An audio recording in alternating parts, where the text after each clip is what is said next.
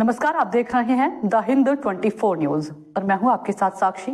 आइए नजर डालते हैं आज की बड़ी खबरों की ओर। सूरत के करचेलिया गांव में बड़ा हंगामा हुआ। नाबालिग लड़की से छेड़छाड़ को लेकर हंगामा।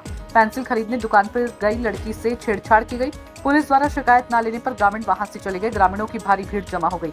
ग्रामीणों ने दुकान में आग लगा दी और तोड़फोड़ की। ग्रामीणों ने पुलिस को भी घेर लिया। आदिवासी समुदाय की लड़की से छेड़छाड़ के कारण गाँव में आग लग गई।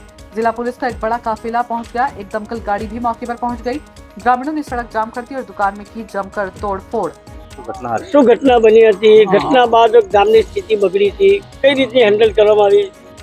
બારડોલીના કરતલિયા ગામે સવારે એક બનાવ સામે આવ્યો છે। એમાં નાબાલિગ દીકરી છે અને એની કોઈ દુકાનદારે સામાન લેવા જતા છેડતી કરેલી છે એવી ઘટના સામે આવેલી હતી। એ બાદ પોલીસને ખબર પડતા પોલીસ ઘટના સ્થળે ગયેલી અને એમને ફરિયાદ કરવા માટે બી બોલાવેલા।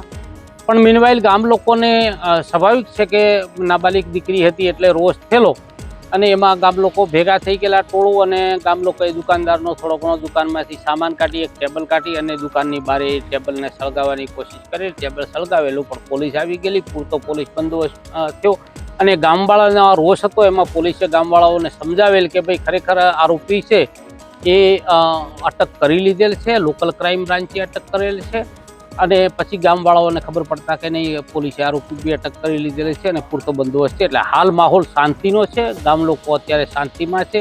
સરપંચ સાથે બી મારી વાત થઈ છે અને તમામ અત્યારે માહોલ ખૈરિયત છે। અત્યારે કયા પ્રકારનો બંદોબસ્ત કરવામાં આવે?